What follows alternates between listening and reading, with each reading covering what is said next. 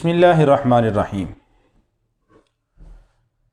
حامیم والکتاب المبین انا انزلناہ فی لیلۃ مبارکۃ انا کنا منذرین۔ محترم سامعین و ناظرین، اللہ رب العالمین نے شعبان کے مہینے کی ایک رات کو بڑا برکت والا قرار دیا ہے۔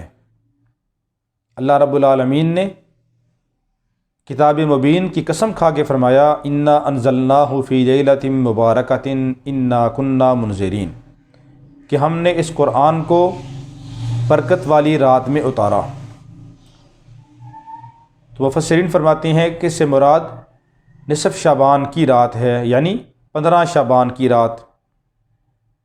تو اس رات کو لیلہ مبارکہ بھی کہا جاتا ہے، شب براءت بھی کہا جاتا ہے، کہ براءت والی رات۔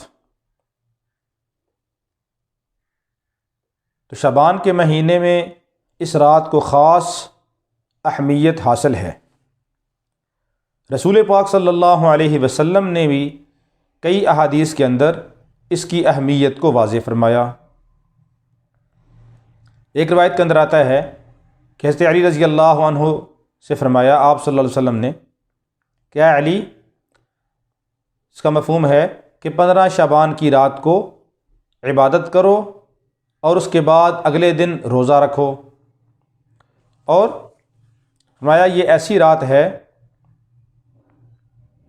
کہ جس رات میں اللہ رب العالمین آسمان دنیا کے اوپر نزول فرماتے ہیں اور مغرب کے وقت سے ہی نزول فرماتے ہیں، اور طلوع آفتاب تک اللہ رب العالمین کی تجلیات برستی رہتی ہیں۔ اور اس رات میں اللہ رب العالمین کی رحمت آسمان دنیا کے اوپر آ کے آواز لگاتی ہے کہ ہے کوئی مجھ سے مانگنے والا میں اس کو عطا کروں، ہے کوئی مجھ سے بخشش چاہنے والا میں اس کے گناہوں کو معاف کروں، ہے کوئی مجھ سے رزق مانگنے والا میں اس کو رزق عطا کروں، ہے کوئی آدمی کسی مصیبت کے اندر مبتلا کہ میں اس کو عافیت عطا کروں۔ یعنی مختلف آوازیں لگتی رہتی ہیں، اور یہ آواز طلوع صبح و صادق تک لگی رہتی ہے، اللہ کی طرف سے آواز لگ رہی ہے۔ تو اس رات کے اندر خصوصی طور پہ اللہ کی رحمت یہ آواز لگاتی ہے۔ دوسری روایت کے اندر آتا ہے، جیسے عائشہ رضی اللہ تعالی عنہ سے روایت ہے کہ رسول پاک صلی اللہ علیہ وسلم نصف شعبان کی رات میرے پاس آرام فرما رہے تھے کہ اٹھ کر باہر تشریف لے گئے، تھوڑی دیر تک واپس نہ آئے تو میں دیکھنے کے لیے گئی، تو نبی پاک صلی اللہ علیہ وسلم نے مسجد میں بھی میں نے آپ کو دیکھا، وہاں بھی آپ کو نہ پایا، تو میں جنت البقیع کی طرف گئی تو میں نے نبی پاک صلی اللہ علیہ وسلم کو جنت البقیع کے اندر دیکھا، تو میں دیکھ کے واپس آ گئی۔ تو جلدی سے جب واپس آئی تو میرا سانس پھولا ہوا تھا۔ نبی پاک صلی اللہ علیہ وسلم نے بھی تشریف لے آئے اور مجھے اس حالت میں دیکھا تو آپ نے فرمایا، اے عائشہ، کیا تیرا گمان یہ ہے کہ اللہ کے نبی تیرے ساتھ کچھ زیادتی کرنے والے ہیں، کہ یہ رات کی باری تیرے گھر میں قیام کی تھی اور میں کسی اور بیوی کے پاس چلا گیا تھا؟ پھر آپ نے فرمایا، اے عائشہ، کیا تو جانتی ہے کہ یہ رات کیسی رات ہے؟ یہ نصف شعبان کی رات ایسی رات ہے کہ اس رات کے اندر قبیلہ بنو کلب کی بکریوں سے زیادہ، بکریوں کے بالوں سے زیادہ اللہ رب العالمین جہنم والوں کو آزاد کرتے ہیں۔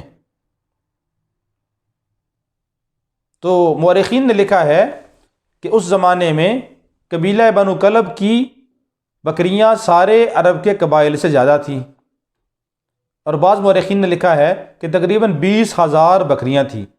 تو 20,000 بکریاں اور ان کے بال کتنے ہوں گے ان کو گننا ہی مشکل ہے۔ اتنے لوگوں کو اللہ رب العالمین جہنم سے آزاد کرتے ہیں۔ اور ایک روایت کے اندر آتا ہے کہ یہ ایسی رات ہے کہ اس کے اندر اللہ رب العالمین ہر ایک کی بخشش کر دیتے ہیں سوائے دو آدمیوں کے۔ ایک مشرک آدمی کی بخشش نہیں ہوتی، اور دوسرا کینہ پرور، کہ جس کے دل کے اندر کینہ ہے، کسی کا حسد ہے، بغض ہے، نفرت ہے، اس کی بخشش اس رات کے اندر بھی نہیں ہوتی۔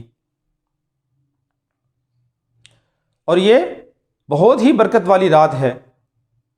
اور ایک روایت کے اندر آتا ہے کہ اس رات کے اندر جتنے بھی پورا آئندہ سال کے اندر لوگ پیدا ہونے والے ہیں ان کے نام لکھے جاتے ہیں، جنہوں نے اس دنیا سے جانا ہے، فوت ہو جانا ہے، ان کے نام لکھے جاتے ہیں، ہر انسان کو کتنا رزق دیا جانا ہے وہ لکھا جاتا ہے، ہر انسان کی مقدر کے اندر جو کچھ ہے وہ اس رات کے اندر لکھا جاتا ہے، اور بندوں کے اعمال اللہ کے سامنے اٹھائے جاتے ہیں، اللہ کے سامنے پیش کیے جاتے ہیں۔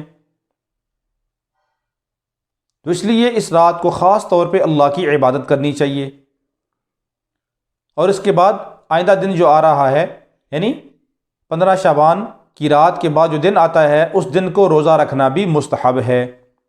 تو اس رات کو عبادت کرنے کا مطلب یہ نہیں ہے کہ اس رات کو عبادت کر لی، جنت کا سرٹیفکیٹ مل گیا اور اب فرائض کی چھٹی، نہیں، بلکہ اس رات کو عبادت کرنا ایک مستحب امر ہے، تو فرائض کی معافی نہیں ہے۔ ہمارے ہاں دیکھا جاتا ہے کہ بس رات کو عبادت کر لی اور صبح فجر کی نماز بھی نہ پڑھی، تو ایسا کرنا ٹھیک نہیں ہے۔ اس سے بہتر ہے کہ رات کو عبادت آدمی نہ کرے اور فرض نماز کو باجماعت ادا کر لے۔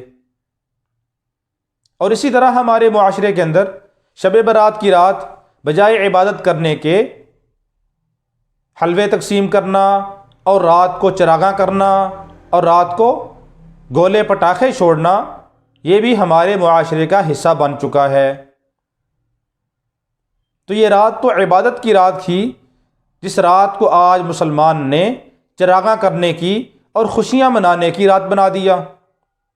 تو اس رات کو تو اللہ رب العالمین کی رحمت آسمان دنیا کے اوپر اترتی ہے، اور ہم گولے چھوڑ کے، پٹاخے چھوڑ کے اس رحمت کو بھگاتے ہیں کہ یا اللہ ہمیں تیری رحمت کی ضرورت نہیں ہے۔ تو اس لیے اس رات کے اندر اللہ کی طرف متوجہ ہونا چاہیے، اس رات کے اندر اپنے گناہوں کی اللہ سے معافی مانگنی چاہیے، اللہ رب العالمین سے رزق کا سوال کرنا چاہیے، اللہ رب العالمین سے عافیت مانگنی چاہیے، کیونکہ اس رات کے اندر انسانوں کے فیصلے ہو رہے ہوتے ہیں، کس نے مرنا ہے، کس نے پیدا ہونا ہے، کس کو رزق دیا جانا ہے۔ تو اس رات میں خوب اللہ سے مانگنا چاہیے۔